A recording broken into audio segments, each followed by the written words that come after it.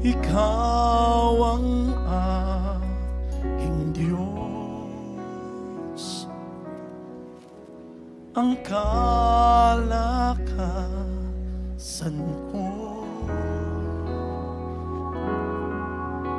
Ako ay mananalig, sa'yo'y magtitiwalang lubos. Panginoon, ako'y tulungan mo.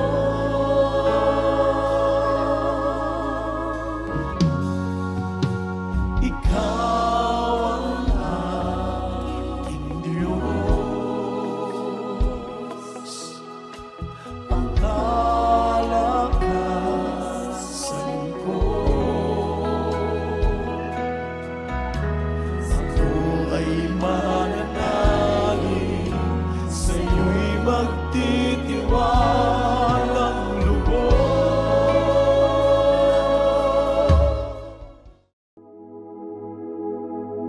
Pananampalatayang nakapagpapalunas sa anumang karamdaman. Sa bawat kwento ng karanasang ito ang kanilang pinatotohanan. Kaya naman ang kanilang tugon ay habang buhay na paninilbihan.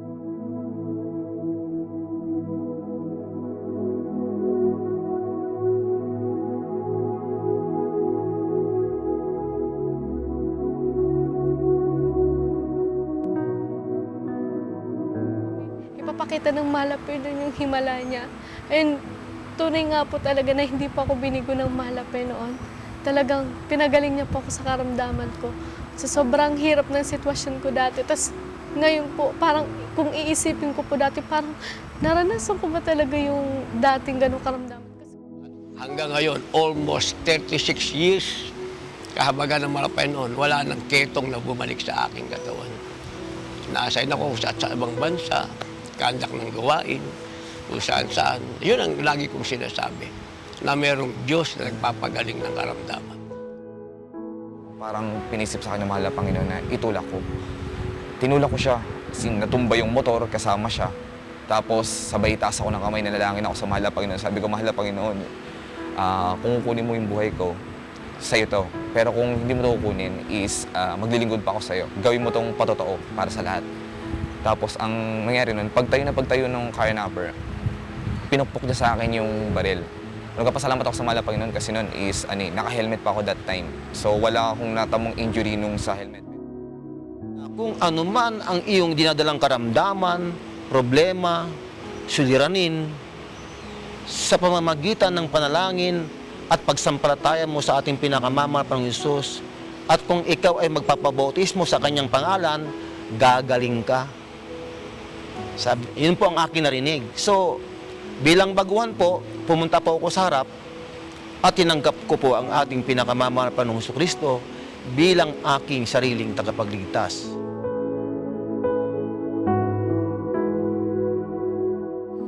Para sa kaganapan ng Semana Santa, tunghayan natin ang kwento ng paghilom at kapayapaan at paniniwala kay Hesukristo. Ako po si Jade Buhoy para sa Golden Nation Network.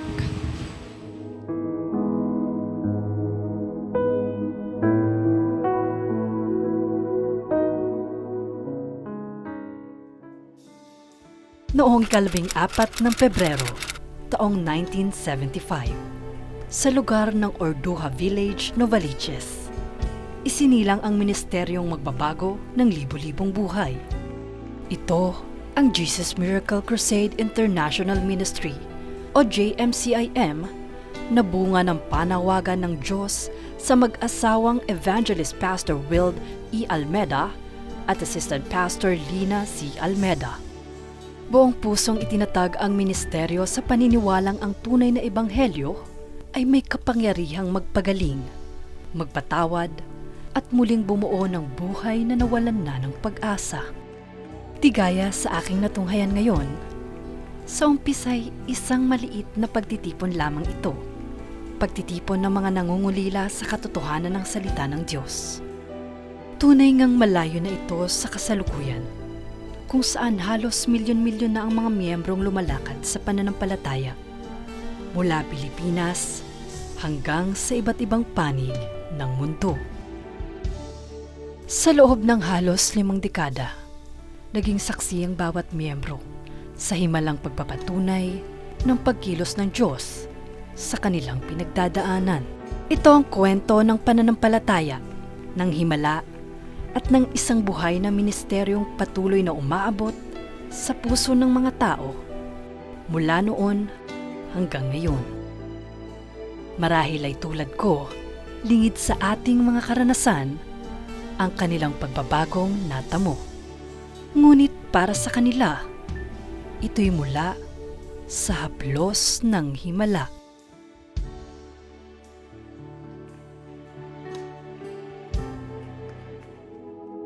Ako po si Crystal K.A. Agnote. Yun nga lang po, na backslide lang po sila. And then 10 years po kaming backslider sa banal na gawain ng Malapoy noon. Hirap po kasi po nandun po sa point na as in walang-wala po kami. Tapos madalas din po akong sakitin po. Ako po kasi yung pinaka-sakitin sa aming magkakapatid. Ako po yung laging nabubulok sa amin. Ako po yung laging may karamdaman, lagi pong nasusugod sa ospital, iba't ibang ospital po.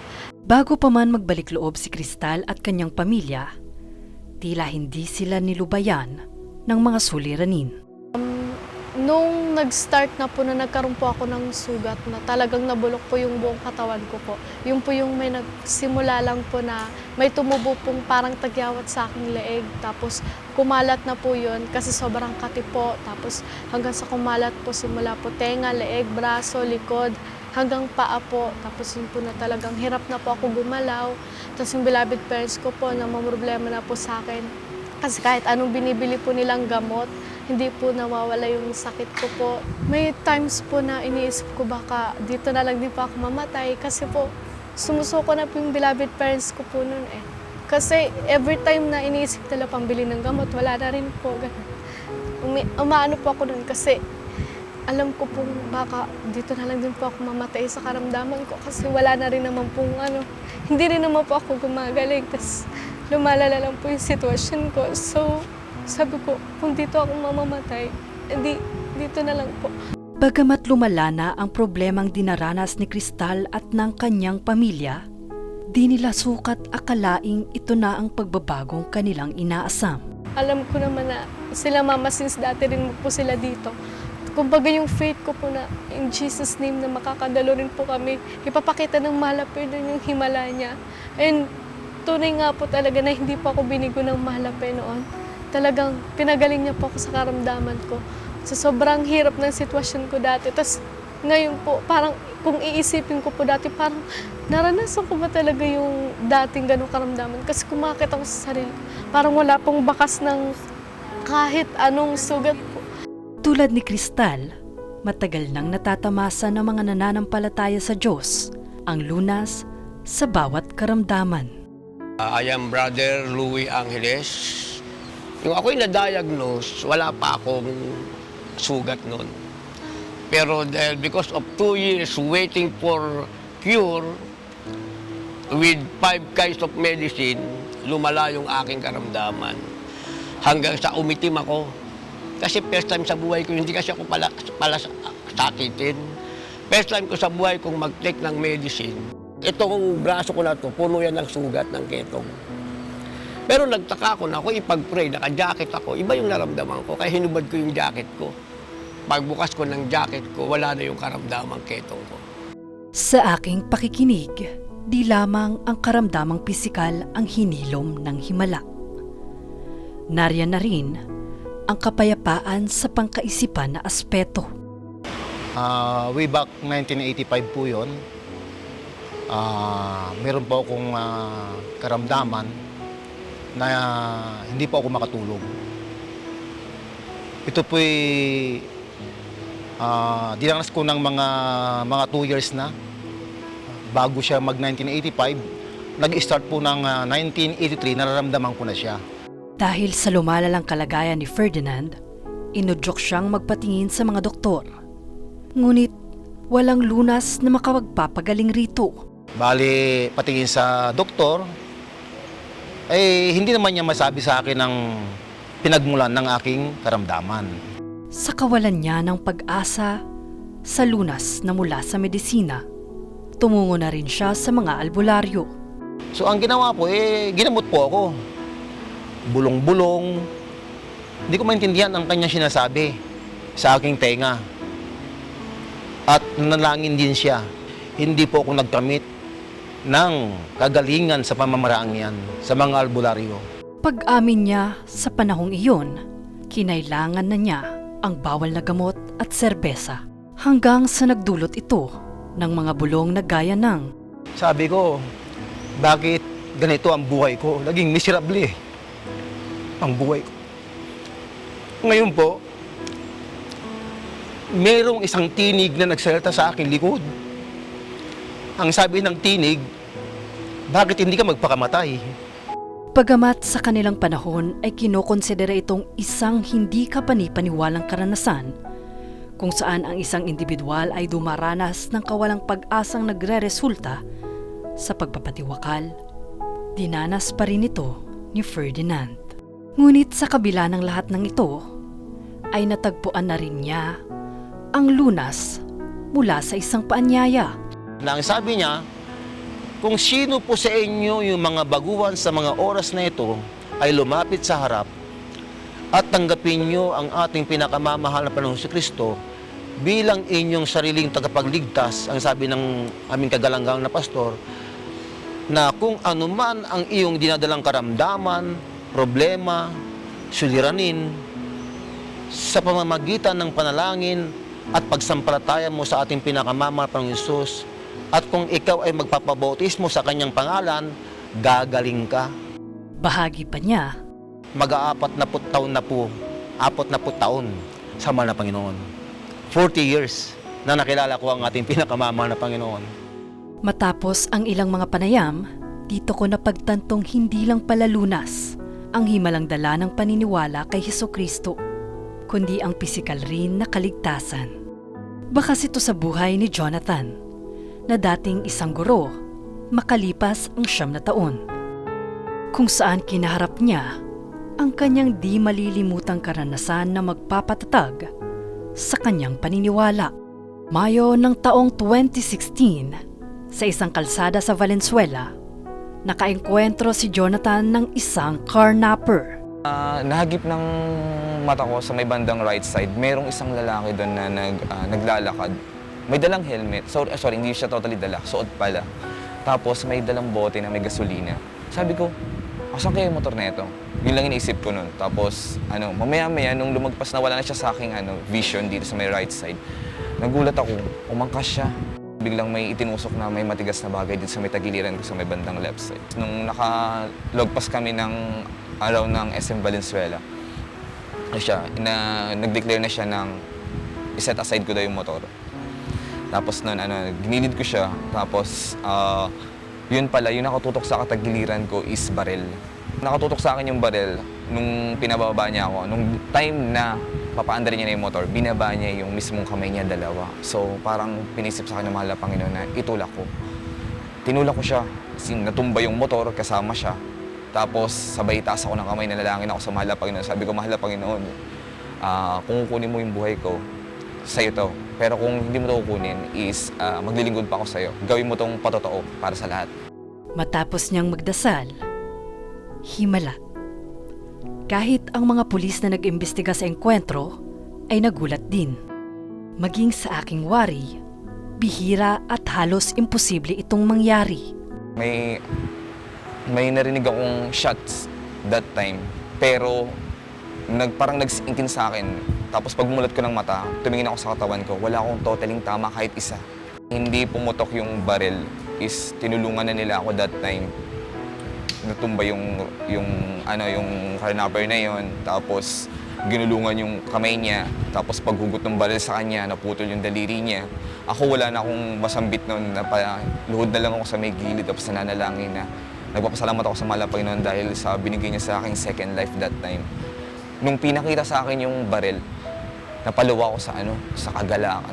Kung gaano kabuti mahal na Panginoon sa ministeryo namin. Yung bala, as in umalis siya doon sa barrel. naipit siya dun sa mismong, kumalusot siya dun sa mismong barrel ng baril. Para siyang ang tendency, sa pagkakatingin ko is malaki yung bala, kaya hindi siya pumasok.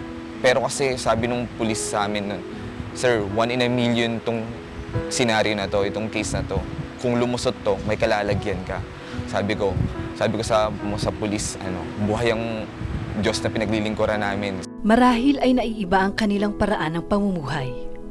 Ito'y upang lubos na ipakita ang pananampalataya. Malinaw naman na baka sa kanilang buhay ang tunay na halaga ng himala. Not definitely you have a highest determination to change yourself. Kasi maraming gustong baguhin ko yung sarili ko. Ganon din naman kami. Gusto kong baguhin ang sarili ko, and that is my highest determination to change myself by myself. Hindi ba? Pero hindi mo kayang gawin yun. Ang gagawa sa iyo nun, pag dinisire mo na, naglingkod ka sa Diyos, Diyos ang gagawa sa iyo nun. Every time po na may service po kami, pinapatuto ko po yung kabutihan ng Malapen, kung paano po ako pinagaling, na ito po ako dati, tas ngayon ganito na po ako. Yun po yung every time na naaalala ko po yung pinagaling ko ng Malapen. Every time na merong nag-testimony, lagi na akong sinasabi na go. Kasi yung life na to, patotoo to, magiging kalakasan din to ng iba na nagdadaan din sa mga doubts ng ganun at saka sa mga panganib, even sa mga trabaho. Isang Panginoon, isang panampalataya, isang bautismo. Para sa kanila, ang pagpapakita ng pananampalataya sa pamamagitan ng pag-aayuno, pananalangin at pagninilay-nilay ay hindi lamang ginugunita. Ngunit ito'y kanilang paraan ng pamumuhay upang patotohanan ang himalang dala ni Hesukristo sa bawat isa.